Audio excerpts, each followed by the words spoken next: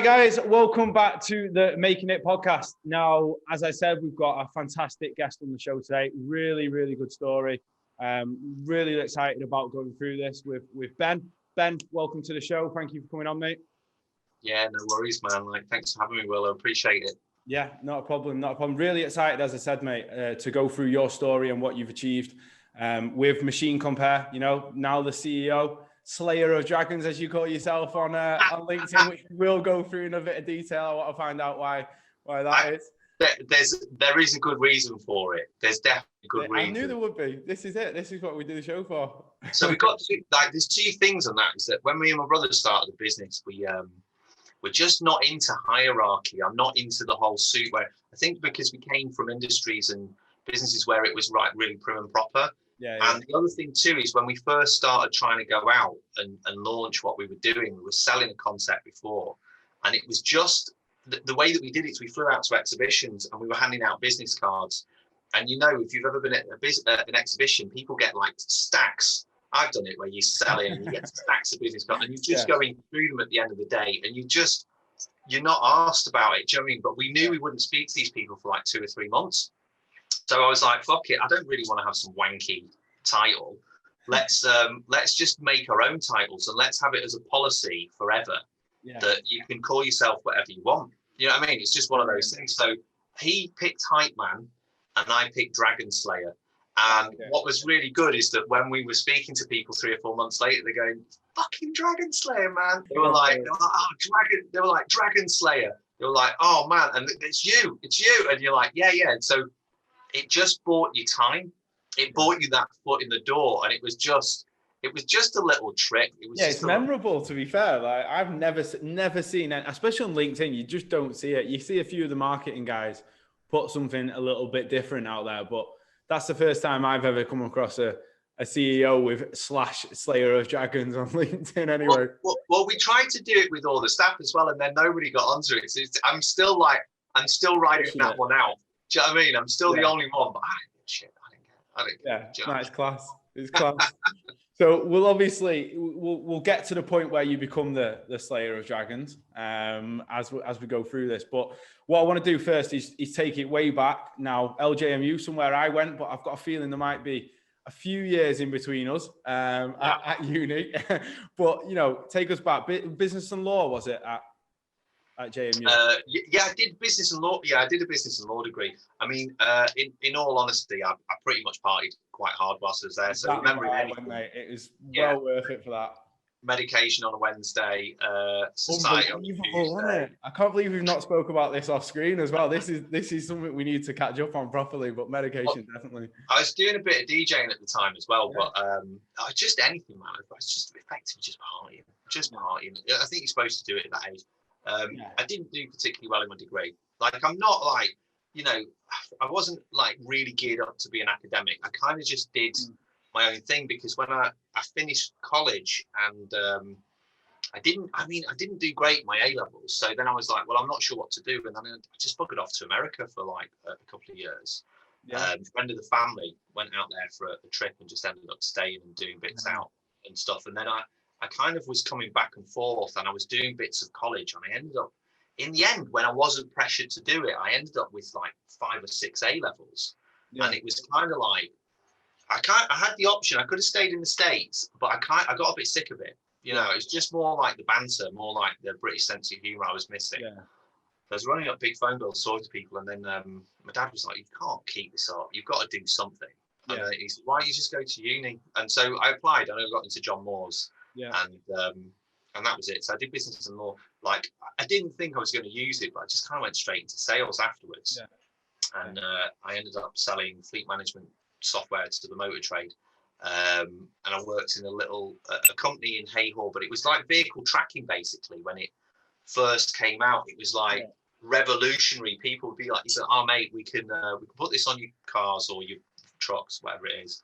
And people were just blown away at the fact they thought that you were spying on them because they could see their little truck on a screen and all this. And it was really fun. And I had a really good boss at the time who, Chris, and he was, do you know what? It was just a really good atmosphere. And I think it sort of taught me that you know, the product was not perfect because it was new, right?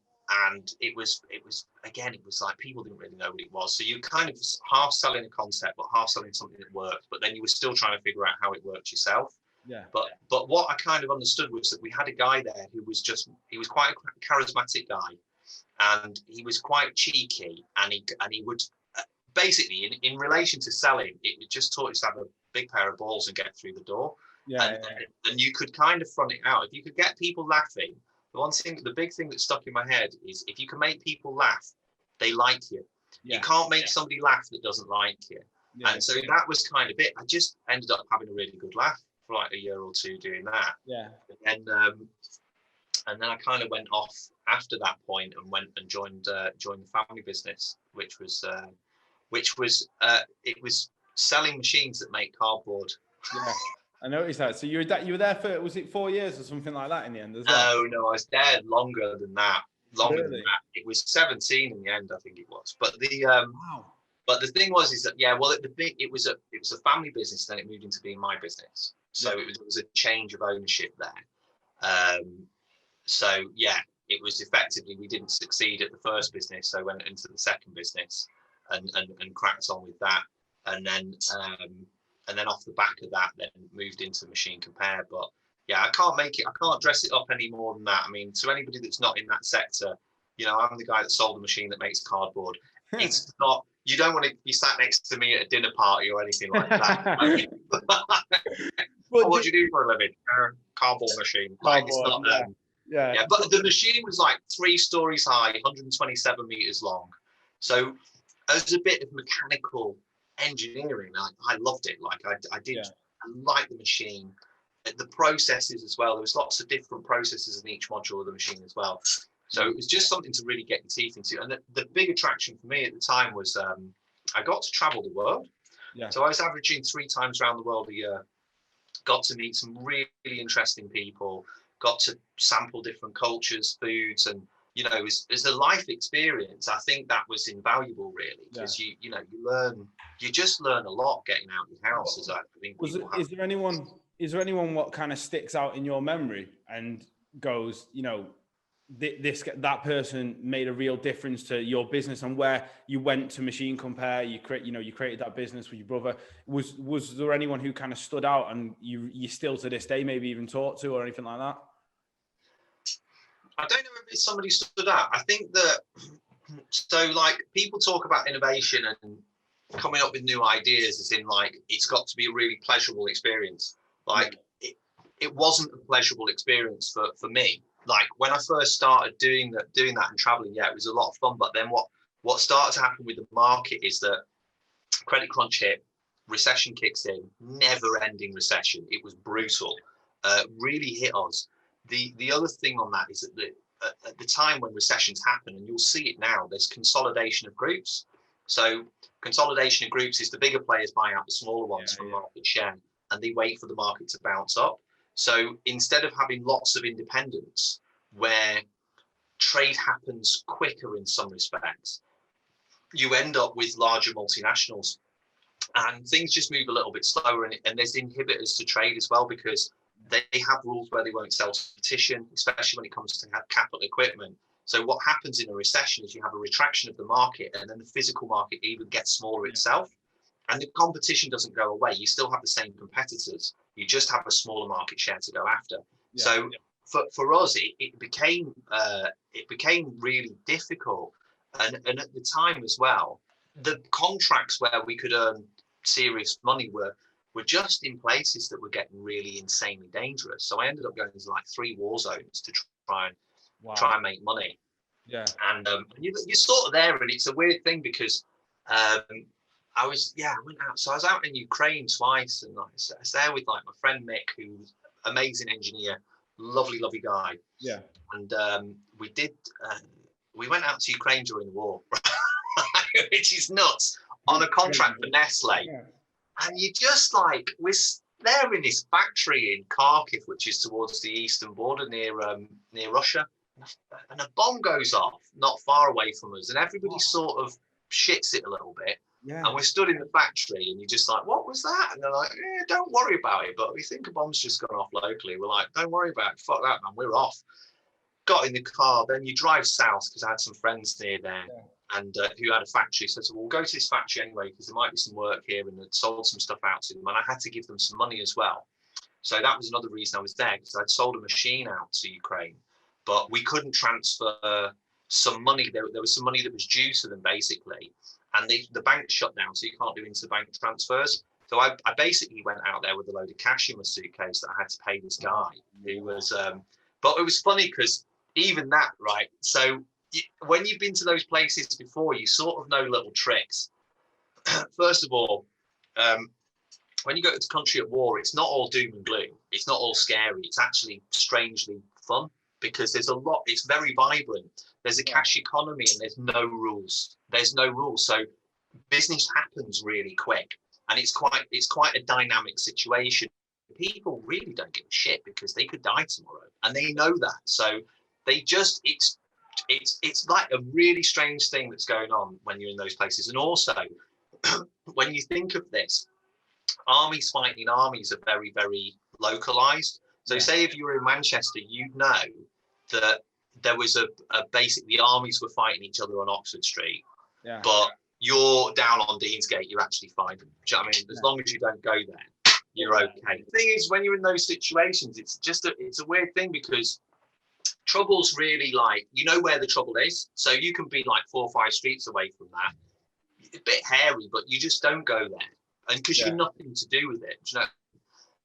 It's like a strange thing, but then it's cash economy. But you also know there's ultimate corruption when you're there too. So when I flew in and I had cash, it was all hidden in the lining of my suitcase. It wasn't like I had pockets full of it. And it wasn't a lot. It was like 4 or 5 grand or something like that. You know? So, but it was his. It wasn't mine. It was his. He needed to have it. We just couldn't do the transfer. So it was all like above board and all the rest of it. Like, because I won't do anything dodgy. I absolutely will not do anything dodgy. It's not right.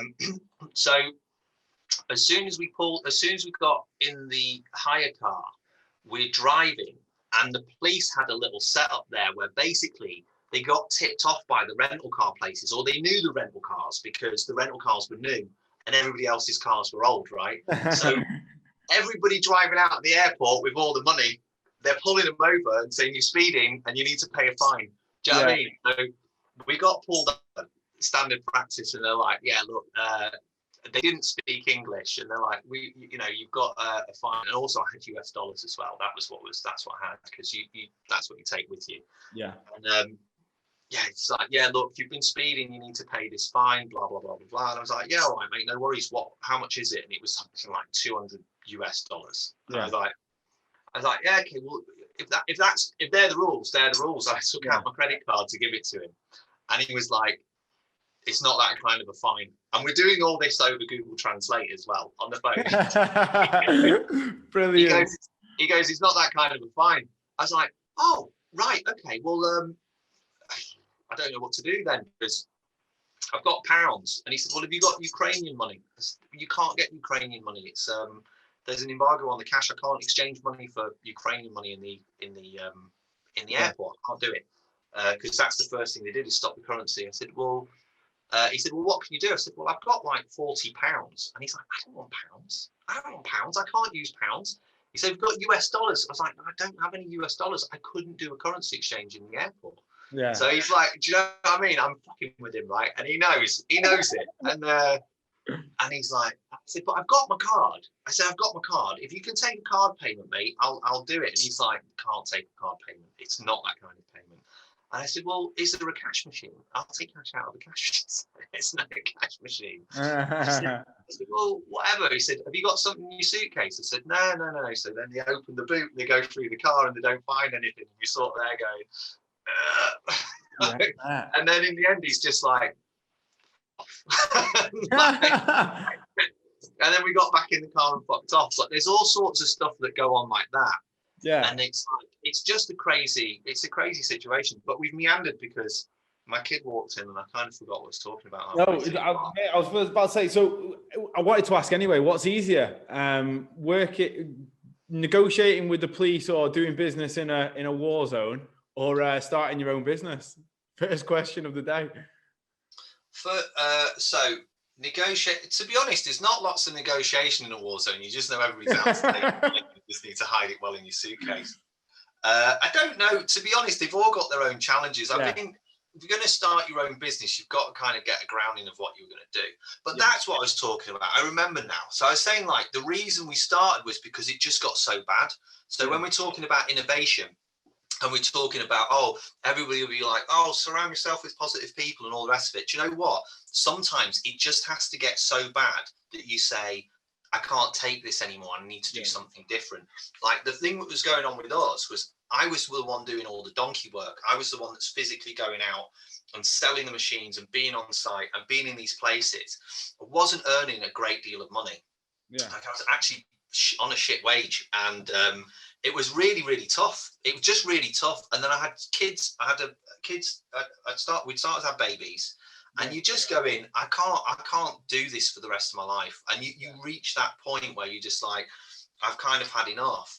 So did you have the idea though? Was the idea in the back of your head? You just hadn't got to that breaking point and gone, right, now I'm going to do it. I'm just doing it. Well, I think the big change was that my brother came and joined the business, and like I said, I'm not the most educated of people. I didn't particularly absorb education. It wasn't for me. My brother joined the business, and he was a Durham MBA. So he had this, and he had a wealth of experience. He'd worked for big companies, and he kind of got that all down. So when he joined the business, he had this really different approach. And he had a very different way of thinking. And the thing is with me, I'm kind of a sponge. So I feed off people. I kind of see what they do and go, well, that looks great and that works. And I also have a lot of energy, right? So I was going, and so he joined, and I was saying to him, look, this is fucking dead, man. This ain't going to be around. What we're doing is not going to be around in 5 years. You know, actually, you're probably looking at 3 years max. Like, it's just not gonna fly, because the market is retracting, consolidation improves, the opportunity is getting smaller. Like, this isn't it. And I actually take quite an analytical way to sell, because I'm fundamentally lazy. I don't want to waste time going after things that are never going to convert. So what I generally do is figure out really, really small, who is the buyer. So I used to do the thing with the corrugator, which was the machine I sold, and I looked at population demographics, and I figured out that for every million people there was 1.1 2.5 meter corrugator. And then I started to look at population demographics against how many corrugators were in that country. And I was able to figure that there was a saturated market, or there was an underdeveloped market. So I would find saturated markets, search for machines, and sell them to underdeveloped markets or emerging markets. And there'd also be other reasons, like social economic reasons why things weren't there. So you'd look at maturity of market and stuff like this. And that's how I used to do it. It used to be really good. Used to sell stuff pretty quick. My brother joined, and he'd also had experience that he'd been working at the travelsupermarket.com. So you can kind of see, I was like, look, this isn't working. Things are changing. The internet also was a real big factor. And it was like, look, everything kind of came together. And he was the one that said, well, look, I think a comparison site would probably screw this market up. I was like, oh, wow. So it was like a kind of a... Was that off cuff? Like, just, a comparison site would work? Or did he know, like, that's where it'd take you? I think it's experience mixed with spotting opportunity, isn't it? So he'd had that experience. You know, I'd explained to him the macroeconomics of what was going on within the sector, and he sort of came up with that and said, well, you know, comparison site would work quite well here, I think. And then as soon as he came up with that, because of my market experience at the time, it had been 15 years, it was like, right, well, actually, not only is that going to work, but this is how it's going to work. And sorry, just quickly, what year was that? Roughly. I don't know, 2014, something like that. All right. Okay. Yeah. So he came up with the idea, and then it was like, and then it was also coming up with a name. And the name bit was funny because everybody wanted to call it after themselves. Except for me. I was like, you can't fucking call it after yourself. Like, that just sounds really shit. We're not Johnson & Johnson, and we're not Rolls and Royce. Do you know what I mean? So that's not going to fly. So I just was like, why don't we just call it MachineCompare? It does what it says on the tin. And everybody hated it. And I was like, well, fuck off then. I registered the domain name. And then everybody just came round to it, and they were like, do you know what? Like when we started speaking to people, like, have you heard of MachineCompare.com? Yeah, of course we had. So it was one of those names that people already knew what it was before you start to speak to them about it. Yeah, I get that. Yeah. And the great thing was that you didn't really have to explain anything to anybody. They just kind of got that concept. It sells itself, doesn't it, really? It's got its own tagline there straight away. That's it, man. So we kind of I costed it all up, and I built the process flow, and then I was relying on my brother to do the business plan. So he kind of did the business plan. That opened up a lot. So I'd say if you talk about a person that influences you, I'd say my brother probably had the biggest impact, because he kind of formalized my approach to how I do things. Because I would do all these things, but very unstructured. My mind doesn't work in the same way that other people's do. So I then understood, I apply structure to what I do, it will work a lot better, and we'd be more successful. And I was sick of failing, because I was pretty good at sometimes getting stuff right and then actually getting it wrong a lot of the time. So when you start applying things and it starts to really work, and you go, I'm going to stick with this, man, because kids to feed and overheads to cover, and it was just a lot of pressure. But then we struggled to get the money together. It was only when my mum died that we actually got an insurance payout, me and my brother, and that's what we started the business with. My dad chipped in some money as well, because he wanted to feel a part of it. He kind of wanted to have a bit of a thing, you know what I mean? But he's a lot older, but he kind of still wants to have a piece of it. And it's in fairness to him, he always gives it a go. We try and, even now, trying to come up with a few ideas and stuff, and sometimes he comes up with a gem, but a lot of the time you just have to pay that price to sit down with him for 3 hours for that. But he's all right. And then we launched it, man. We launched it, and we kind of were like, well, what's going to happen? And got out there, and we got people on board fairly quick. It wasn't a difficult concept to sell into people. How did you go about that? So did you have contact straight away where you knew who you're going to reach out to, or was it, right, I need to find out how I even go about this now? No, I think if you're going to start a business and you have no experience in the sector and you have no experience in that field, it's like people going, oh, I'm going to build a hoverboard. It's like, no, you're not. Yeah. You know straight away you're not. You've got no experience with that. You're not an engineer. You're not. Stick to what you know is what you'd say. It's not stick to what you know. It's just, if you're going to go and do something, actually learn about it before you go in, because you're minimizing your risk. The risk of failure when you just go, it's even like, oh, I go to shops. I'm going to open a shop. All right. Who's your market? What works? What doesn't work? What have they got in place? How does it work? How do they manage customers? All the rest of it. Learn what physically happens within that area, and then what you'll do is you'll see the opportunity, because the opportunity is only something that somebody else isn't doing, or it's something that somebody is doing, but you know you can do it an awful lot better because they're missing something, and you're only going to figure out either or by just having that experience. You know, I think people do a disservice where it's like overnight millionaire or overnight success or whatever else it is, because there's a lot of work that goes into that before they even get to that idea. You know, I had 15 years of experience with machinery. My brother had 16, 17 years of experience with industry, as well as an MBA and all the rest of it. It was experience plus being able to see what's happening in the market, being able to spot the market and just see the market is declining and things are changing, and then come out with a solution to what was going on there. And our initial thing, when you're doing it, sorry. We have a business plan, man. We got like a 72-page business plan. We put it all together. We costed it. We had a roadmap. I have a development plan now. I mean, I'm planning 10 years ahead right now. Nice. I'm planning what I'm going to be doing in 10 years. I'm not, and you have to have a vision. I think this is the thing, is that a plan is one thing, but you have to have the vision. If you don't have a vision of where you're going to end up, how are you going to be able to plan how you're going to get there? And how are you going to overcome the problems that are in your way if you don't know where you should be? I know where I'm going to be. I know where the business is going to be. So any problems, you know how to get around them, move towards your goal, and negotiate around them.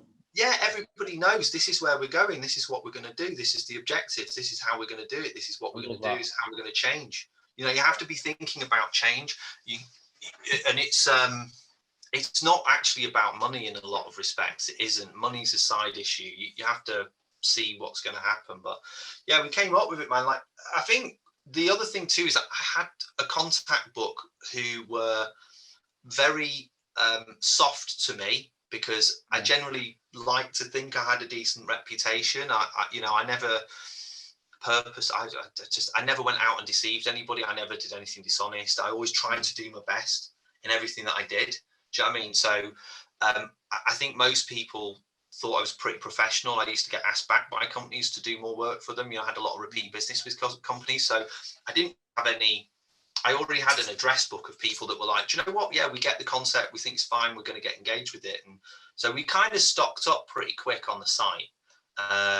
We cobbled the site together. We had this guy, Alan, come in and do it pretty cheap, like WordPress. Yeah.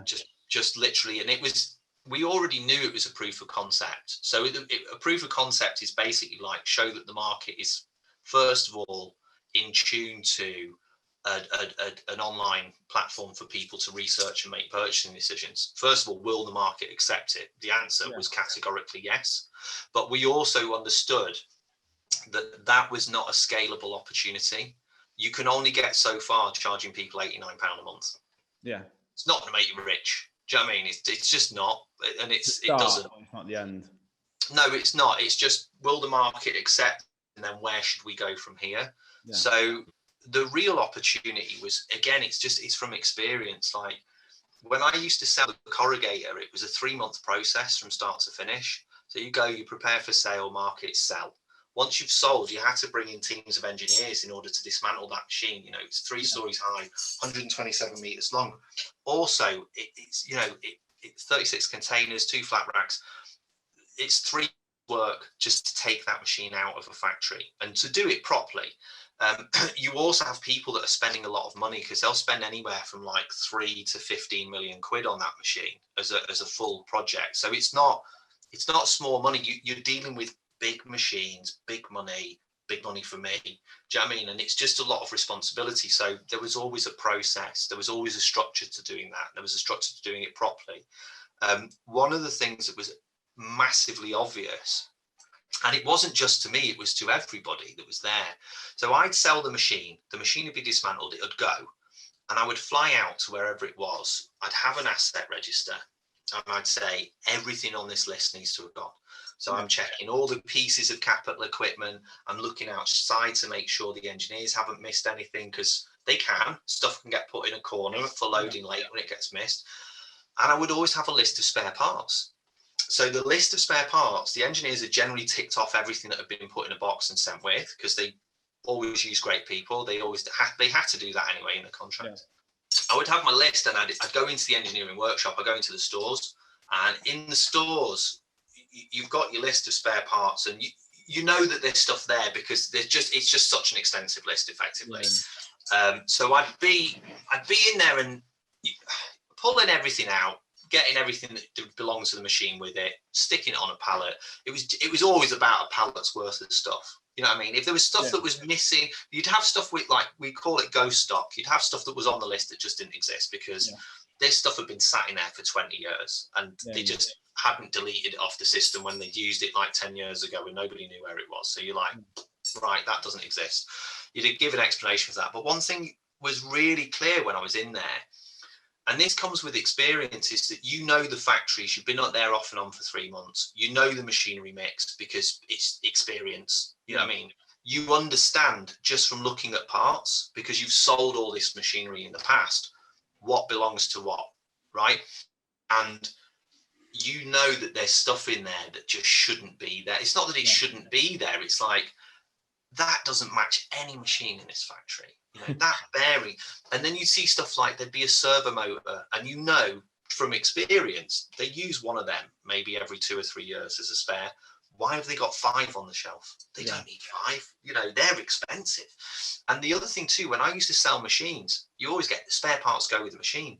Because if you ever got stuck, and I would sometimes buy a complete factory that had gone bust and sell it. Oh, have you got stuck with the spares? They were just a pain in the arse. They were just, you knew there was value in there, but there was no way of getting the cash out. And this isn't something that I figured out. Like, and I it used to do it because I think it's probably like 6 years into what I was doing. It used to bother me. Do you know what I mean? Because I'd just be like, this stuff's here. Why isn't somebody dealing with this? Yeah. And you just realize that nobody was going to. Do you know what I mean? Nobody was going to deal with this. So when we launched the site, it was like, look, we're not going to make the money with a marketing site for machinery. So it's not going to be like setting the world alight. Do you know what I mean? You might scrape a living together, but long term, it probably wasn't going to be a winner. You know what I mean? What were you looking for? No, we were looking to scale. We were looking to, to change things. We were looking to change the industry. We were looking to bring more transparency into things. We were looking to make things better for the customer, really customer focused. Do you know what I mean? And just make it easier. So we made one part of the puzzle easier, but the real opportunity was just these parts, man. So I approached this group that I used to work for, and I said to them, look, I think you have a lot of unused spare parts within your group. And they said, look, we know we do, Ben, but we're not going to do any work on this. So if you're prepared to get off your ass and find out how much is there, we'll give you an order and you can service it, you can get investment, or you can do whatever you want with it. But you do the work, you get the order. I was like, all right, no worries. So that's what we did. Went home, spoke to my brother and said, listen, I think there's a lot here. Like, we need to phone all these plants and just get them to update their SAP system effectively. So that's what we did. We just fucking mithered people for would you just do that? Because, I'm working on something at the minute. I really could do with you doing that. Do me a favor. And then it was like, nobody was doing it. It's like, hey, if we sell them, you'll get the money back in your engineering budget. So we kind of like bullshit them a little bit, right? Yeah. Got to do it. And then like did this thing and nothing happened for ages. Like, it was a long time. And then and we were kind of a bit like, well, that was a waste of time. We've really pushed this and nothing's happened. And then finally we got a phone call. Would you come to the head office for a meeting? So I was like, fuck it, why not? Yeah. Sat down at the meeting and they said, you know what, you guys have done a really good job. You found 100 million euros worth of spare parts within the group. Wow. We've got no use for it. That moment was like, wow, it's just like, shit, man, that's like mega. You know what I mean? Yeah. You can't start that job and think that's what you're going to find. Yeah. Right. So there's the opportunity. The opportunities only come up because you have the experience and you have like 17 years of crap. And good relationships as well with these guys to let you do this. And like, the teams are. Yeah. And then and also a drive, you actually had to sit there. You had to sit there and do that job. Like, that's not a fun job. Like, you're in sales, man, like. Horrible, mate. I mean, I enjoy it. How many times do you get told though to do one like a day, and like you just got to carry on and pick the phone up again and keep going at it, and things pay off, don't they, from doing that? You just have to have thick skin, and it's not fun. It is a skill. It's the oldest profession in the world because before she gave it up, she had to sell it first. That's pretty much. That's pretty much right there on the top. But that's pretty much how it is. But that is it. It's hard. It is hard work. But you're doing that. It's not your full-time job because it's bringing you no money. I was also having to do the machinery sales on the side where I'm having to fly out to all these places and do stuff like that. And you've got a business as well that you're trying to get off the ground. And it's just, and I had a kid, and I think I had 2 kids at that point. And you just really, it's just really hard. It would more motivation and drive what got you through that period. Like, I was going to say, is there a kind of secret recipe to deal with all these different components? But I don't think there is there really? I think you have to have drive. You have to have drive, and you also have to be. It would have been a very easy option for me to go and collect a wage and go and work for somebody else and not have that. But I'm not that kind of a person. I always think of myself as being unemployable. Yeah. So it was never really an option for me to go and work for somebody. And I think you have to have a mindset and a drive to do it. Yeah. And you have to have people around you that are quite supportive, that, my wife is great with the kids, and you kind of have to have that whole mix. But also you also have to understand that nobody's going to make it easy for you. Like, at no point Is this process easy? I don't care whether you run a news agent or whether you run a taxi firm or whether you run a multinational business. Nobody's giving it to you. Like, it's just not going to happen. So you have to have the drive to make it happen yourself. Like, and that's it. Nobody's going to do the work for you. And you know, it's not that, and all these get rich quick schemes, it doesn't work like that. Not in my experience. I wish I played the lottery and won, but no, not for me. You know, you talked up and get on with it. Yeah, just put your big boy pants on that day. You know, have a word with your inner bitch, get your fucking shoelaces tied, and get out there and do it. And that's that. So we did that. It was tough, but then we found this stock, and you're just like, oh my god, man. And the thing was, it was so skint at the time as well. It was like really tough because you're going, wow, I've got this big order, and then you're going, I can't do anything with it because they're going, they're like, well, can you put it on your website? And you're like, no, man, you can't do this. Like, this is literally going to destroy our website if we do this, if we even talk about it. Like, it's happen. I was like, but what we can do? They said, well, how much money do you need to do this? I was like, well, what we're talking about here is Amazon for spare parts. Like, we're not Amazon. We don't have Amazon money. Amazon wouldn't touch this anyway because it's B2B. It's not big enough for them. Yeah. And so I knew there wasn't any competition. I also knew nobody else had gone and looked for it because, you know, if somebody had, they'd have, like, you don't find that and not do anything about it. It's like €1 million, worth of stock. You're going to do it, are you? Here's an order for you. And you know, so, but once you've got that, you're going, and it wasn't just that, you're going, oh my, if they've got it, it's everywhere. You know, it's everywhere anyway, but you just didn't really get it doesn't get in your head, man. Like, they've got that. That's insane. But that's only one company, right? So if one company have got that, everybody else has it too. So you kind of go, right, well, this is big. So I was like, look, if you put something on paper for me, I can get investment. I don't think it's hard once you've got an order like that to say, can I get money to build this? Yeah. So that's kind of what we set out doing. Look for investment. It wasn't hard to find. And I think that's the thing. If you're looking for investment, you have to think about, is the business scalable? Yeah.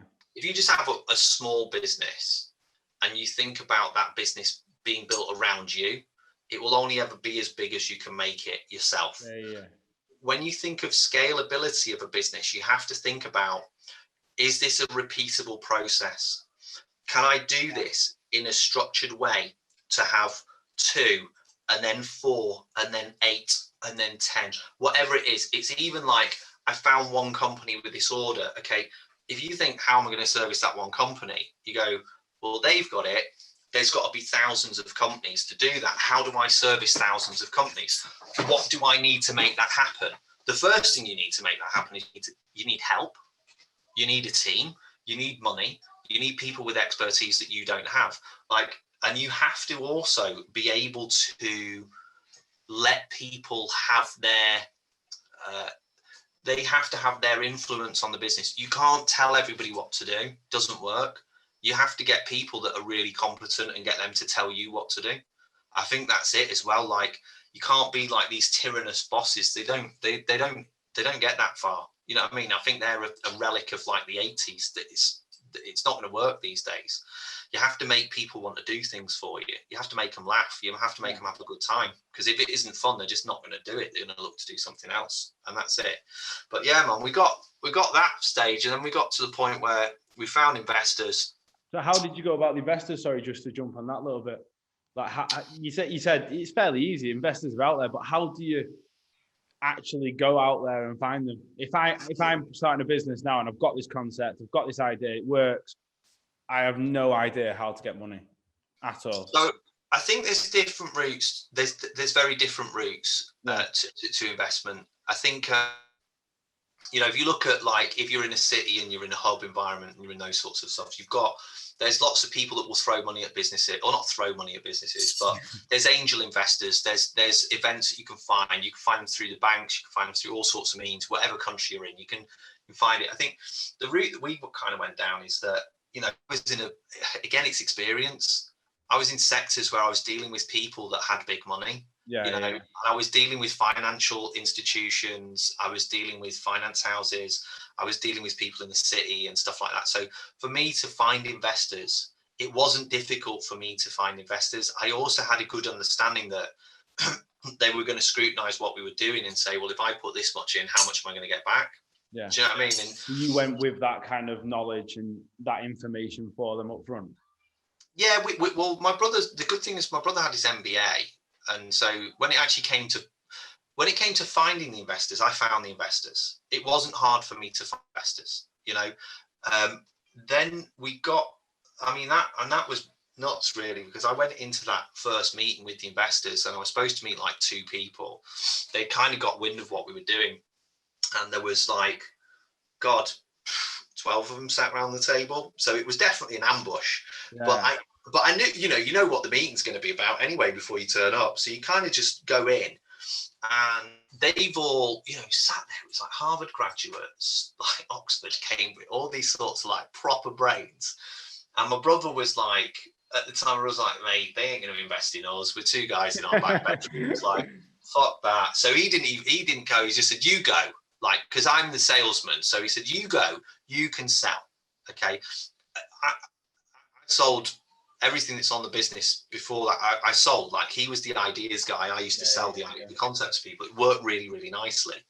I had the hustle. He had the structure. That's it, right? So he said, you go and hustle them and see what comes out of it, right? That's what I did. And I sat in the meeting, and it was like, I knew what it was going to be about. And it was like just a lot of shit I've been through in my life. And a lot of these bad situations of going to dodgy countries, dealing with situations that aren't normal. Like, it was almost like that Slumdog Millionaire point where you're getting grilled and you realize that this is your shot. So I knew in that meeting, this is my opportunity to change my life. Right. And that was the pressure in that meeting. Okay, there could have been another meeting where I could have changed my life, because you find one investor, okay, there's others. But this was the investor I wanted, right? This was the one I wanted. They were more aligned with what we were going to do. And I also looked at their investment portfolio. It just sat really, really nicely. And I'm sat there, and then like 15 minutes into this meeting, like the top guy, like billionaire investors, comes in and sits down next to me. And I was like, fuck it, this is a bit uncomfortable, isn't it? What are you doing here? He's like, I just want to know everything because I'm interested in this. So you tell us what's going on and we'll make a decision what we're going to do with you, whether we'll progress with you or whether we won't. And he was switched on, man. He's so smart, smart. So you kind of have a point at that. There's also a thing that comes across you at that point where you go, these guys are really big and wealthy, and we're not. So there's always a level of risk in your head, which is, do I tell them everything or do I keep something back? Okay, because you're like, they could steal the idea. They've got the money to make it happen, right? We don't. So you kind of at that point go, you've got a decision to make. And my thing is honesty is always the best policy, right? Whenever I tell a lie, I get caught out and it ends up very, very badly for me. I know that from my life experience. I'm shit at lying. Shit. That doesn't pan out very well for me in that respect. So I was like, oh, fuck it. I'm just going to give it to him straight in, balls deep. Here's everything. What should have been an hour meeting turned into a 6-hour meeting. Wow. But these guys don't give you their time without it being interesting. So as soon as it got into the 2-hour mark, I was like, just don't fuck this up. Kind of like, there's a few comfort breaks in between where you sort of, have a word with yourself in the toilet. Do you know what I mean? Like, come on, like, keep it going. Like, and yeah, man, like I just got through to it at the end. And then like, at the end, they were just like, do you know what? This is great. You've got everything here. We're in. Let's go. And they said, what do you need to make it happen? And I was like, I just need an offer we can't refuse. And they were like, all right, cool. So the big guy was like, said to the rest of them, like, you've heard the guy, make it work and come back to me when you've got the deal ready. So at that point, you then start to have to get ready for investors. So then I kind of I left that meeting and I drove in my hire car, and I pulled over at the first opportunity I got for a piss, really. And then the second thing was I phoned my brother up, and I couldn't even get my words out to my brother because it was just like, I've just been in a 6-hour meeting. First of all, I'm exhausted. Second of all, I was a bit emotional because I was just like, our lives are going to be so much different. Wow. Like it's validation in a way, because you sit there, you have an idea, you work your ass off. It's not been easy at any step of the way. You've got to remember, we started the business with money from my mum dying as well, and having gone through a business that was struggling and would make money, but it was just so tough. And then you sit in a room with people that are so much smarter than you, so much cleverer, and they move huge sums of money around, and they're going, this is one of the most exciting investments we've ever had come on our way. This is definitely going to work. You're the guy to do it. And it's like, salespeople by the very nature are a little bit insecure. So to get that validation from people that are there, you're just like, it's overwhelming. So I phoned my brother, I was like, our lives are going to change, man. Like, our kids are not going to know what we've known. And for that, it's kind of like, it's not. So we were pretty pumped about it. And then I came home, and then it was like, right, I can't write this shit. I can't do this. I'm dyslexic. I think my wife thinks I've got ADHD in some respect, because I don't concentrate. My mind goes off into all sorts of places. And so that was it. We started then a negotiation, which went on for nearly a year. And I don't know. I think my brother relished the negotiation probably a bit longer than he should have. Because I was like, the fucking deal's there, man. Let's just close the deal. Because at this time I had to take on a job in Iceland. So I sat in Iceland for like 4 months away from my kids in the cold. And I don't like the cold. If you can see my little back office here in my house, I've got an electric heater right next to me at all time. Don't like the cold.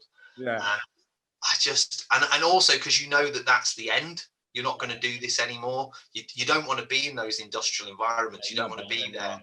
No, man, you want to get on with the next thing. You want to get on with it because you go, well, this is going to happen. So, it just went on for ages.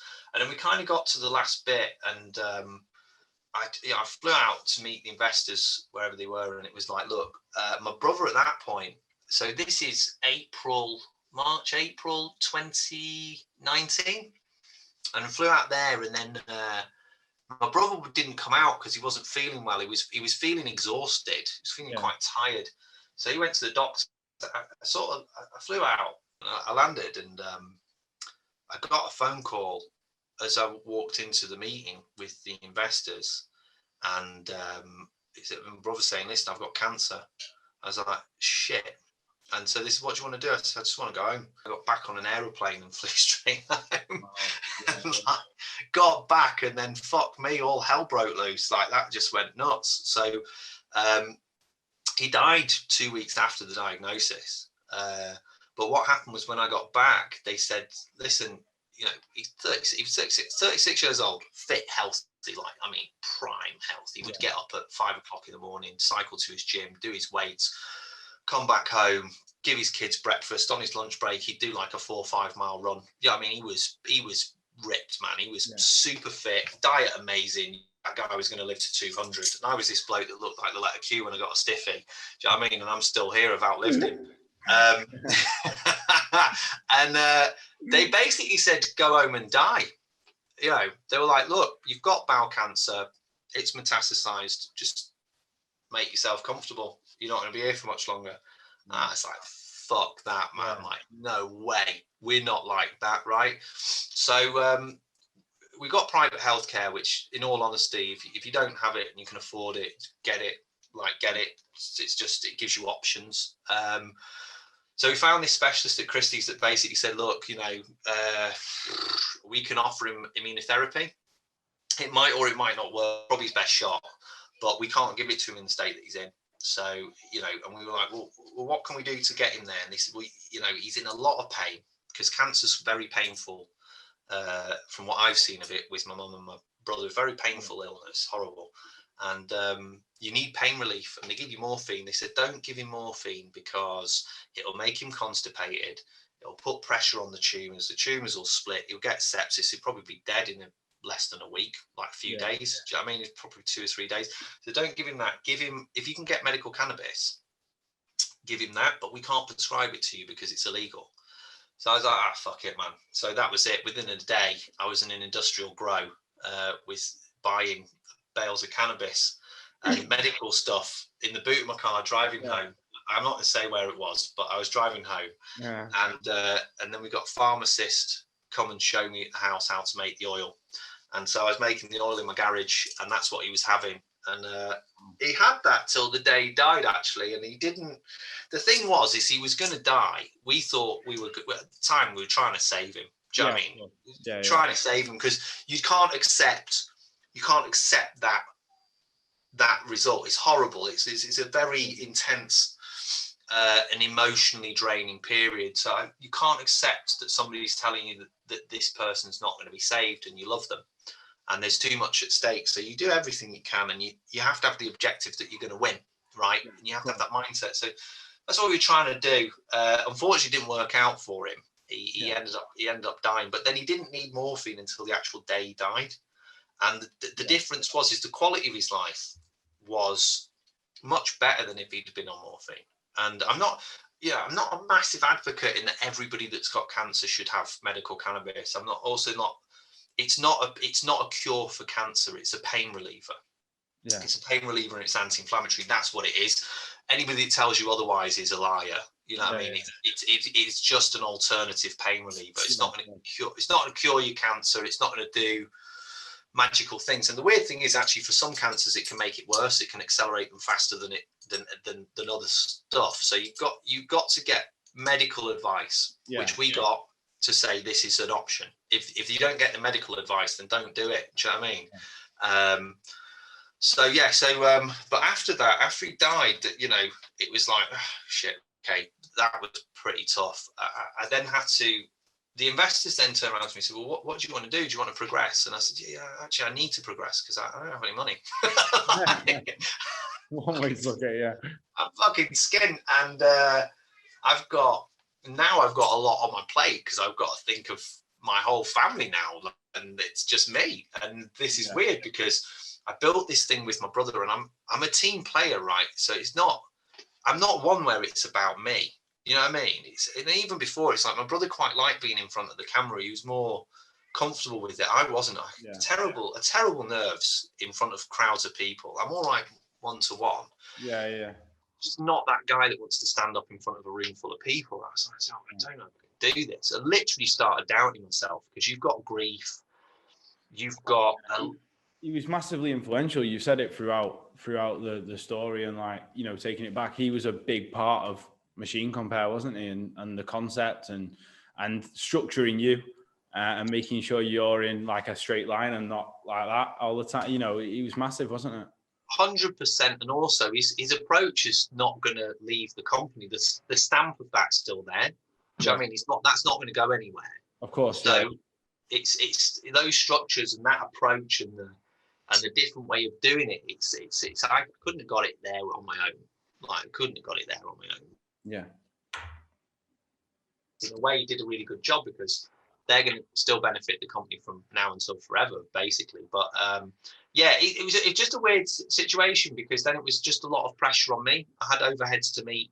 I couldn't meet, and it was just, so I went out there and I tried to cut a deal with the investors, and actually I left the meeting, came back, and I was supposed to sign it off, and I couldn't bring myself to sign it.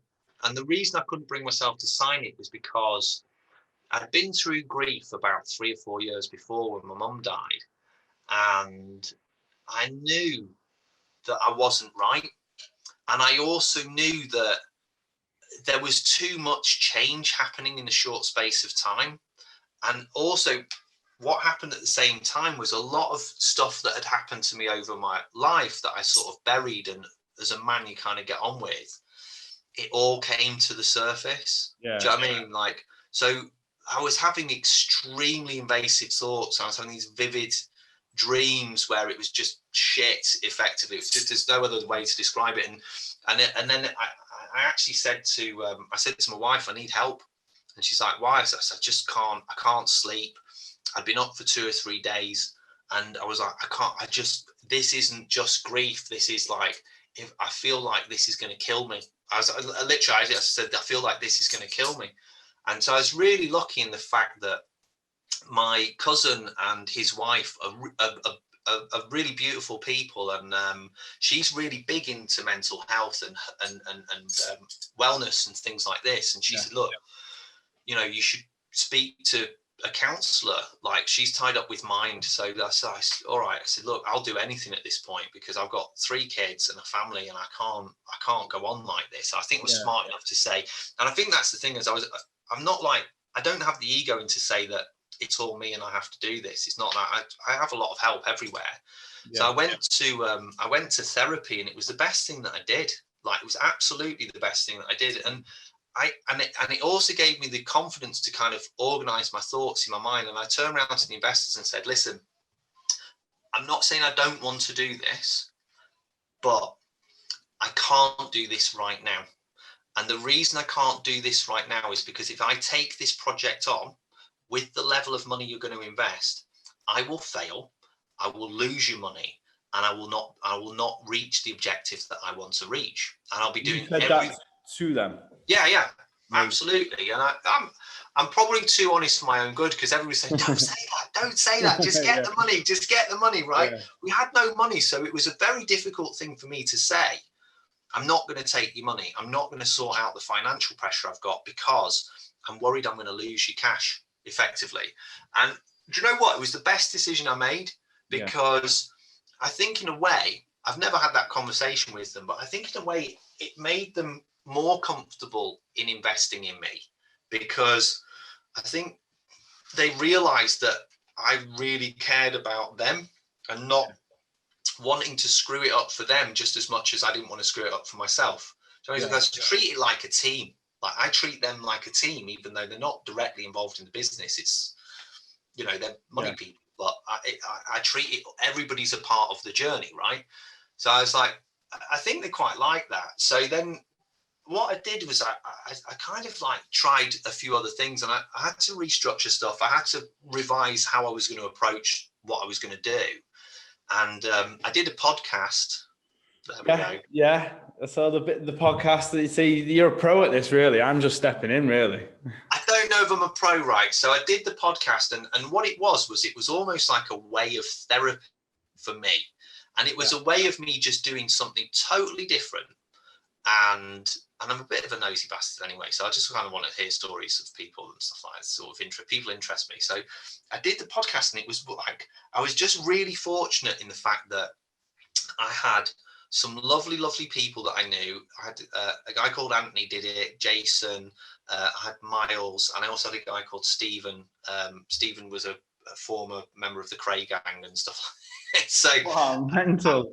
I had some like really people, do you know what I mean? And those guys gave me their time. There was nothing in it for them, just to tell the story. So it's almost what I'm doing for you now, is just tell your story. Like, I want to hear about it. And it was that thing of like, what have you been through to get to where you are? Yeah. And it was as much for the audience as it was for myself to say, well, actually, everybody goes through a lot of shit.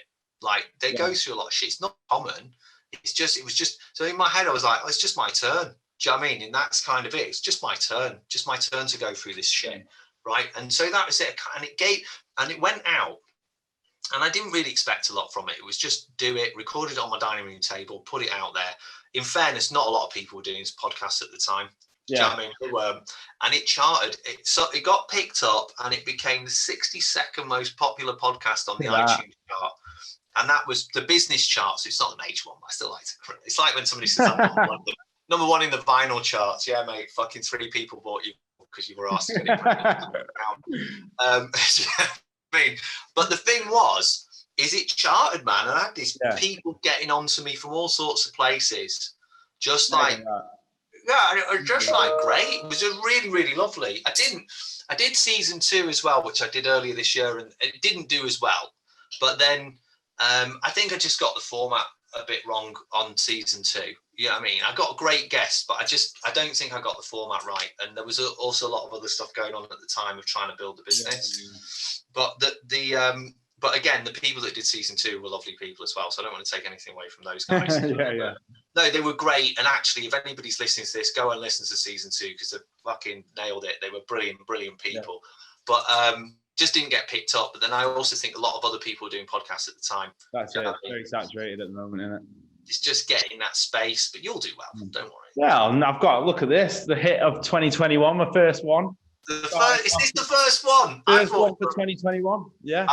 Okay, cool. Yeah, man. So I hope it do all right. I mean, I hope it do all right. But so I did that. But that gave well, the thing is that gave me my confidence. Yeah. So I'm kind of like, it was more that thing of like in my head going, I can actually do this, and it's that self-belief of I can actually do this. Also, bear in mind when I was doing. Before all this, when I was having, because it was a breakdown I had PTSD and I had a breakdown as well. And I didn't stop working. I was still pushing forward. Yeah. And it's more just, I was trying to find a way to make it work.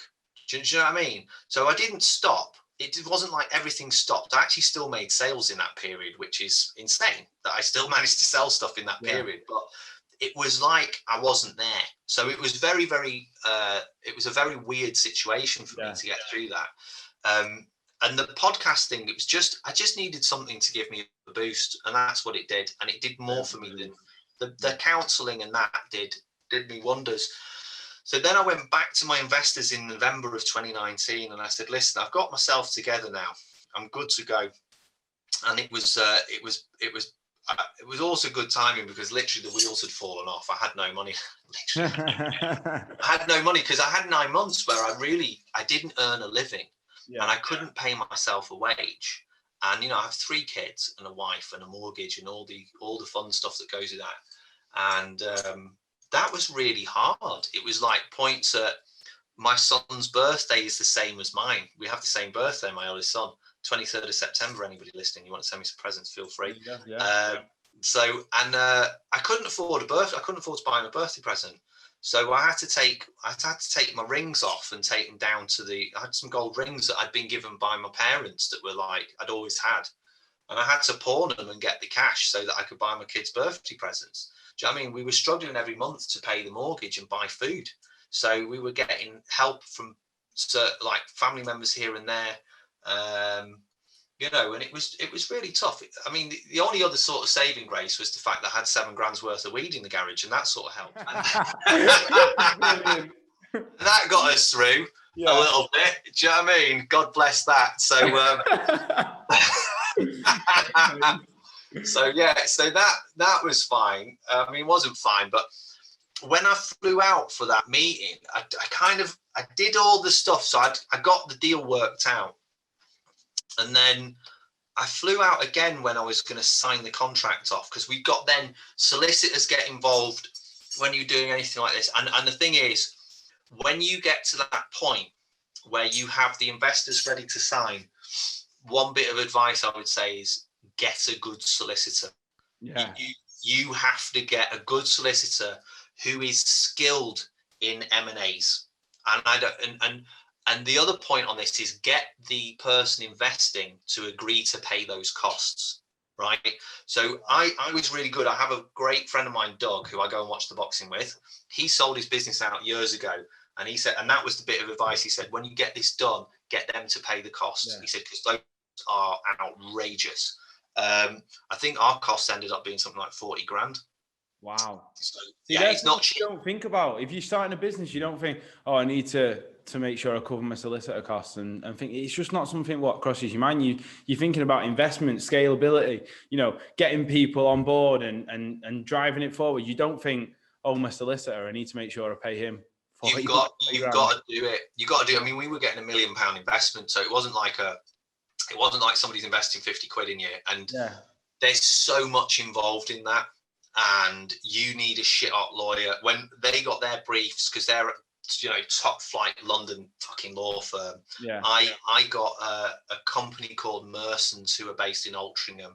Yeah. Not cheap, but you know what? You don't want a cheap solicitor. You want a good one. Oh my God, they were bollocks, man. They were running rings around the other side like you wouldn't believe. Well, they're based in Altrincham, Canada Solutions, Altrincham. You know, all the great companies are based there. So you know. There you go, man. So it's a hobby, man. You've got to do it. But yeah, that's where the solicitors are. Yeah. So I'd always recommend them. So they were really lovely. Like the people that I deal with, they're very personable. You know, Scott, Sylvia, Carla, first name basis with all these people, and they're just really, really good.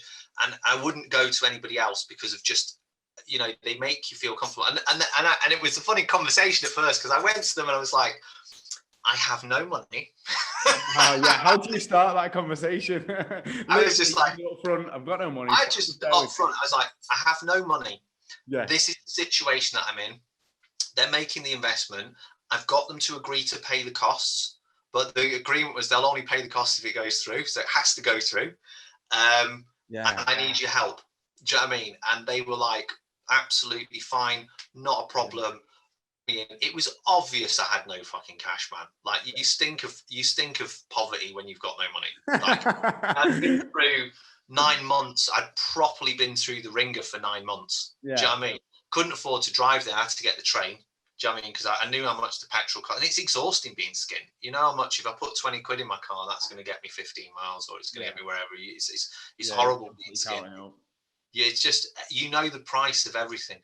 You know the price when you go, the kid, and it's always that unexpected thing. The kids need new shoes. Fuck, man. That's like 3 kids. You just like, you can't get one for one and not the other. So you're just like, okay, that's 100 quid. What am I going to do? I've got to cut out lunch now for the next 3 weeks.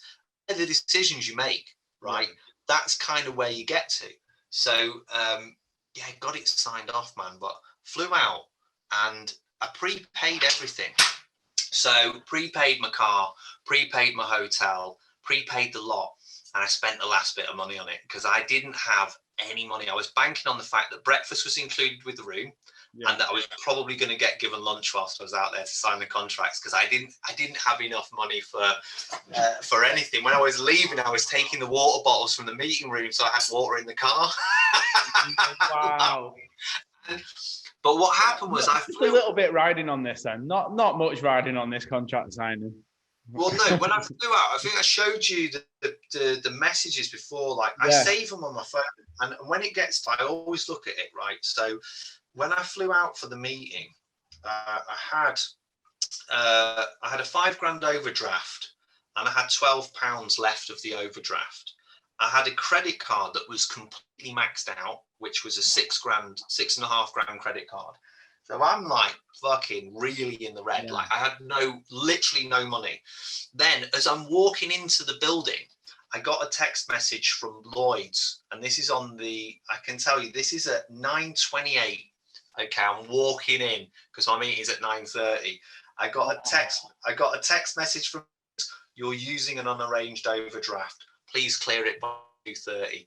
You know what I mean? So I'm like, I've gone over my overdraft. Literally nothing. Nothing. No opportunity to get money.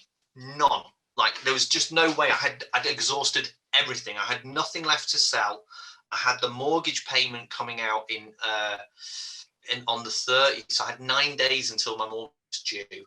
Didn't have enough money for food. Like we had food in the house to last us for a week. After that, there was no food. There was no mortgage being paid. There were no bills being paid. There was nothing. Fucked. Like gone. I went and signed a 500 document. Okay, my wrist hurt and everything after I was finished. and then I walked out, and I got in the car, but it wasn't finished then. It was just, I've signed it, and they were then due to transfer money to me. And to the business. The business had money in, but you can't touch the money in the business because it affects the value, right? So I got in the car and I drove back to the airport, and I had enough petrol to get back to the airport, right? But I didn't have enough money to fill the car up. So I pulled it in, and of course, like you're supposed to return it with a full tank. If you don't hire a car, you're not used to hiring cars, you have to return them with a full tank. If your tank of petrol costs 30 quid, they're going to stiff you and it's going to be 60 quid for the petrol, right? Yeah. And they straight away get on it. So I pulled it in and the guy's like, yeah, mate, there's no petrol in the car. I was like, yeah, it's all right. Don't worry about it. Just, I know what the score is. Knowing full well they were going to try and take the money and it was going to bounce. I'm not getting anything from me anyway. Don't mind. Sorry, Hertz. I thought you were big enough to take the hit. Do you know what I mean? So we'll tag them in this. We'll tag them in. I've mentioned you, so there you go. Yeah. So got back in, got on the flight, flew back to Manchester Airport. Got back to Manchester Airport. My car in the garage, in the lockup at the airport, in the car park. I prepaid that, obviously prepaid everything. Had no money. Went from Manchester Airport to a funeral. I went to my uncle's mum's funeral. Direct relation to me. It was uncle by marriage, his mum's funeral. And there, went to the funeral. All my cousins are going, is it in yet? Is it in yet? Because they knew I just got back. Is it in yet? What's happening? Because I love my family, like some of my family right there. I love a lot of my family. But they're like, oh, come on, man, is it in? You really deserve it. You really deserve it, right? And we're at this funeral, goes through, we get to the wake. And the wake was, I think the wake was like in Denton or somewhere like that. So in the Masonic Club is it Denton or Hyde? It was that sort of area, right? So we're in there and we're in the back bit of the pub where the family are, right? And I can't even afford to buy a drink at the bar, right? I know I've got enough petrol to get home after the funeral. That's literally, that was my situation. Yeah. And I'm there and my cousin going, check your balance. I'm like, mate, I can't, it's not in. And it wasn't, like, I'm checking, and believe me, I'm fucking checking, right? Yeah, literally pinned on your phone. Yeah, literally every 5 minutes, check my balance, is it in there? And it got to 5 o'clock and I checked my balance and it wasn't in. The money wasn't in. And I was like, oh, fuck it, it's not coming in, right? And then my cousin was like, is it in? And I'm like, no, mate, it's not in. And then my cousin Chris, he's like, that, mate, he said, it gets to 5:30, he goes, just check it again. I'm like, nah, I can't do it to myself. Yeah. It's like, you don't understand just how much this is torturing me, because, like, I need it. I was like, this is not like, oh, I can't even, I'm drinking tap water from the bar, mate. I'm not out here scrounging for drinks off people, but I was like, I can't do this to myself. And he's like, just for me, check it. It's my nan's funeral. So I was like, oh, fuck off. All right, then. Check the balance, and the money had hit. And it was that bit where you go, I had 120 grand in my bank and in my personal account. And I had all the money in the business account. And a lot of people think you're going to jump for joy at that bit, right? You don't know how you're going to be. A lot of people go, yeah, I would be like winning the lottery, doing this, that, and the other. And it wasn't like that. As soon as that money came in, I just burst out crying. I was in absolute floods of tears. Release of emotion. Oh, it was just the relief. Yeah. It was just the relief of all the shit that we've been through, and just that insane amount of pressure. Yeah. And just knowing that I had 9 days and then I was going to lose everything. Right? It was just, and then what happened was, my cousin's got his arm around me like this, right? And I couldn't get my words out, and starts everybody else off, because my aunt, she's a crier anyway, because she's just lovely, right? So she's crying. And then 2 old ladies walk in the back, and they're next to each other, friends of my uncle's mum, my cousin's nan. And one of them turns around to the other when she sees me in floods of tears, and she goes, oh, he must have really loved her. And I fucking burst out laughing, because it's like, yeah, you know what I mean? It was hysterical, and it sort of broke the ice then. Yeah. And then I could talk, and I said to my uncle, I was like, mate, do you mind if I get a bottle of champagne in? And he's like, he said, because it's your mum's funeral. I don't want to be disrespectful. Yeah. And he's like, mate, if you're buying, I'm fucking drinking. You go for it, man. So I bought a round of champagne in, had a couple of glasses of champagne, and then I started to sink in a little bit, started to enjoy it.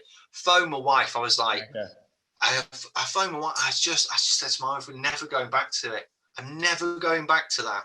I can't live that again. Do you know what I mean? I can't have it where I can't afford to feed my kids. I Yeah. can't. I even get emotional thinking about it now. I can't do it. Amazing. It will never be that bad again. Yeah. Right? It will never be that bad, and we're going to do something now that's going to change the world. Amazing. Right? And that's it. So, and then I drove home after I'd finished with my cousins and family and whatnot, and I stopped at Sainsbury's on the way back, and went to buy a bottle of Dom Perignon champagne, because it was the most expensive champagne I could think of, right? Yeah. And I never really thought about it before, but they don't keep the bottles in the boxes on the side of the shelf, right? So, I now know. Do you know what I mean? Right. There you go. So just got to the till, and the woman's like, right, I've got to send somebody in the back. So they closed the till because she's like, this is going to be like 10, 15 minutes. They've got to find that bottle because, to be honest with you, we never really sell them. They're just on the shelf because they're there. So, and she's like, what are you celebrating? I was like, you wouldn't believe me if I fucking told you. And then I sort of gave her the rough thing of like, started this business, found 100 million, got to that point, got to the point of investment. My brother dies. This whole shit happens, like, you know, and that's it, man. And this is going to change the world. And got to that point, she's like, you bloody earned that, haven't you? Do you know what I mean? And so that was it. It's a book. I'm telling you, it's an unbelievable story. It's like, it's emotional. It's heartbreaking, but at the same time, at this point now, like, you've done so well, and everything's coming. Like, obviously, you know, it'd be amazing if your brother would be here, but you've got this company, MachineCompare, and it's just growing, and it's phenomenal. But I don't think that yet. I just think I haven't done it yet. Yeah, you know what I mean? You've got that 10-year plan, like you mentioned, you know, where you want to be. And it's also that thing of like, we found that one order, so then I got the investment in. And what was really good was that there's the people that I wanted to do this with. Okay, because when I thought, I was like, what's my dream team, right? So I was like, if I'm going to do this, and this was like something I did before the investment, I was like, if I'm going to do this, who do I want to do this with? And I had a list, and it had 2 names on it, right? So I had my CTO, James, who's really good. He's just a fucking legend, right? Okay. He's very dry. He's from York. He's from Bradford, but I'm not going to hold that against him. But he was great, and he's just a great communicator. And I think that the way that he structures stuff and the way he thinks, and with his experience, he's really, really good. And I was like, and the other person that I wanted on this was Emily, who's now my CMO. Yeah. She's a girl who I met when she just come out of uni, and she was working in a coffee shop locally to me. And it was years and years ago. And I was like, she's going to be amazing. And just kept in touch. She's friends with my wife, and just watched her career grow in marketing. And I was like, she's just so good. She's so good. So I was like, 2 names on the list, and I got them both because I kind of went to them, and the timing was just right. It was just right. I actually got sat next to James at a desk in the Northeast because, as well, during that period before the first meeting with the investors, I forgot about this. We were actually homeless because we'd been kicked out of rental twice within 12 months because the landlord was selling the house. Yeah. And I didn't have enough money to put down another deposit on another rental house. So I ended up having to go and stay at my in-laws for a few months. And then I got, my dad helped me out with the deposit on a house. So we saved a bit of money. And I think it's sort of the standard, but doing that with 3 months living in a spare bedroom of your in-laws house was pretty fucking intense, man. But I needed to get out to work. So I found a hot desk. And this is in like Houghtonleigh Spring, which is in the middle of nowhere, right? And there was a business centre there, which there's nothing there. And I sat on this desk because we didn't have a home for like 3 months. Sat on this desk, and it was basically like a week before I went out for that meeting with the investors. And I'd been sat there for like 2 months before that. And he just ended up one day coming in and sitting down on the desk next to me. I was like, fucking hell, man, I've been working out here for a couple of months now, and I haven't met anybody. And I just wanted to talk to somebody at that point, right? Yeah. And it turned out he just left VisualSoft, and he was a developer there, and it was just exactly. I was like, mate, this is what we're planning to build, and he was properly on board, and he's like, oh yeah, man, that as well. Yeah, and he just gave me like a few tips for that meeting, and it was like, I always believe in serendipity in a way, because feel like he was meant to be there.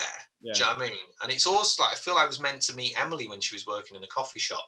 And it sounds pretty brutal. Like maybe my brother was meant to and stuff was supposed to happen. I don't know, but I'd hate to think that was the truth. But then, you know, some things just happen and then they get you through to the next stage. And it's just, unfortunately, it's like life. But yeah, we got this money in January. And then it's like, the thing was, the investors are just like, just get the one order, man. Just get that one order. And I'm like, fuck that. I'm not doing that. I'm getting every order. So amazing. Well, we found like 5 billion euros worth of these parts now. Wow. And I can't even understand. We're not going to get anywhere near that on the site. Yeah. It's nowhere near that number, right? So we're in the like tens of millions right now of what we've got on. We're launching soon. So this is being in February. We're launching in March on a soft launch, right? But the volume that's out there is just eye-watering. It's insane. The brands we have on board are like huge international brands. And I sit there and pinch myself. You know, you're speaking with people that are like, I mean, they're industrial brands, so you might know. I mean, Nestle, for example, speaking to like Nestle, there's like DS Smith, there's companies like Anheuser InBev, AB InBev, there's Network Rail, we've got Network Rail contract, we've got, you know, Indevco Group, Middle Eastern Group, we've got all these ones on that they're just huge international companies. Yeah. And you're speaking with these people, you kind of got to pinch yourself of like, shit, man, like nearly 2 years ago, I couldn't. I'm rubbing shoulders. This is who I'm working with now. Like, it's crazy. And you just get into it, and also what we found, but the other thing that really irked me is not just these parts are there, and what's come about it since is that for every part that's there, it means that if we sell that part, somebody doesn't need to buy it, right? It means that it doesn't need to be made. If we sell that part, it doesn't need to be made. It's already been made. So when we started looking at this, it's like the whole thing is about recycling in effect. And there's a thing called circular economy. Like, I didn't know about this before we got really going. But then my team start bringing stuff to me, and then you go down this rabbit hole and you get into it. And at the same time that all this is happening, Corona happens. And then there's a change in the stock market with how people invest. So at the same time, you've got like the Paris Climate Accord that hit into the UN Sustainability Charter. There's points 12 and 13. And there's a company called, or not a company, but there's a movement called the Ellen MacArthur Foundation by the sailor. And it's all about no waste to landfill.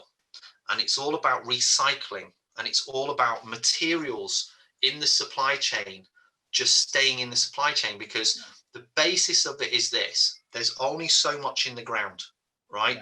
If you pull all that out the ground and you can't replenish it, then whatever you're going to use that for is going to disappear. It doesn't have longevity. It's not sustainable, right? So in what we're doing, that stuff has already been pulled out the ground. So we're just saying, well, let's keep using it.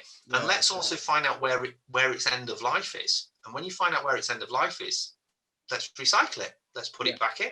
Because the biggest buyers of gold are people like Apple. Like, they buy more gold than anybody else. Gold is linked to modern day slavery. It's linked to illegal mines in Peru that are run by drug cartels that wash money through Miami.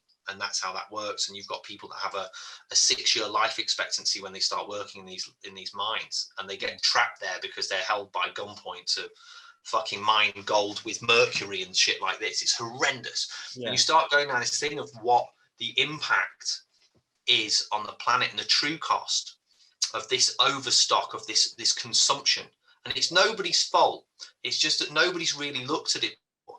But with this coming in, there was also a way that these big multinationals were getting scored, and they were getting scored by what's called ESG. And the reason that's important is because the biggest investors in the stock market are hedge fund investments that work on behalf of pensions. And they invest for the next 70 years. They're not short-term guys. They're like the Warren Buffetts. Is this company still going to be around in 50 years' time? Will it be bigger? Then I'll invest in it. And a good way of scoring that is whether they're sustainable. And the ESG score is an indicator for that. Now, manufacturing companies by their very nature have a poor ESG score because they take a natural product, they put it through lots of processes, there's a lot of carbon in between. And then the product that comes out is about as far away from that natural product as beginning, but they're servicing a market, okay? They all have a really big driver on being sustainable and longevity themselves, because if they don't take that approach, they won't be around in 50 years' time. And they're all about growth. So they're all at the same time, this whole movement's happened where they've got this consciousness, and they're capitalists, but they're conscious capitalists, right? Yeah. And they're saying, well, we understand that we're doing everything that we can, but what can we do more? What can we do better? And it's amazing, these companies, of how much they've been trying to drill down on process carbon filters in their facilities, investing in renewable energy and all this sort of stuff. So they're not these like big, horrible companies that pollute in the world. They're companies that have gone, this is what we've been doing before. We know it's wrong, but now we have data, we have structure, and we have this big amount of money that we can make things better. And one thing that they've all started looking at the same time was spare parts. What can we do with it?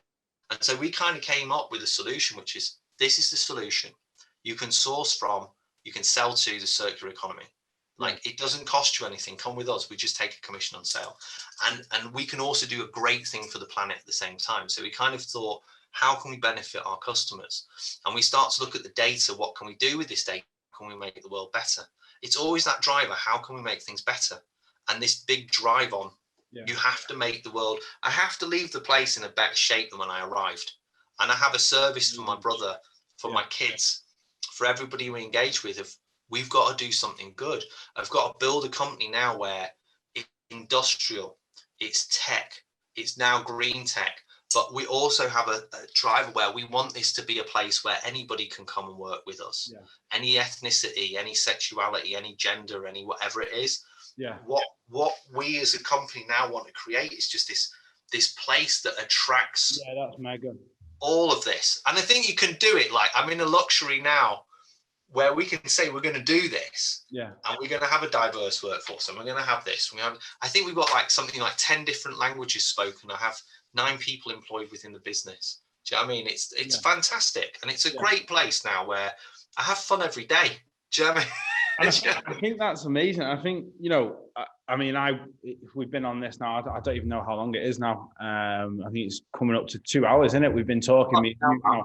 Which is, and I've got so much more I want to ask as well.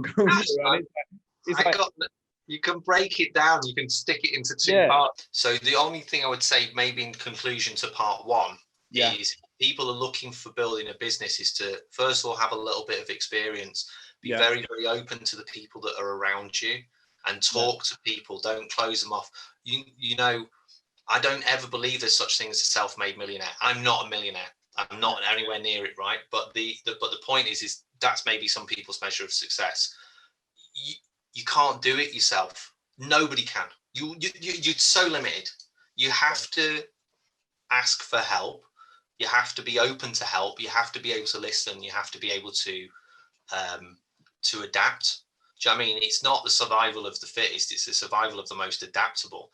And also, you know, an army is always going to defeat an individual. If you're a team, you're stronger. You're definitely stronger. Like, it doesn't matter who you are. Like, you know, an army of rats is going to defeat one dog, right? It's just the way it's going to happen. So just if you can work with people and kind of leave your ego at the door and say, I'm a big believer. I lead from the back. My team are fucking awesome, man. But that's one thing I know. When I first spoke to you, I think one thing I said about recruitment, obviously I'm a recruiter, I have to ask the question. And you went, hiring managers, done, relationship, like they deal with that, go to them. And you've got so much, I can't wait to talk about it in more detail. I don't want to go into it too much, but I can tell you're just so, you know, I trust my team, and that's why it's an amazing place to work. Because I employed 2 people. That's it. Everybody else, I'm not going to employ anybody else. They do it. Like, and that you have to. Yeah, you have to. I thought most people are like that.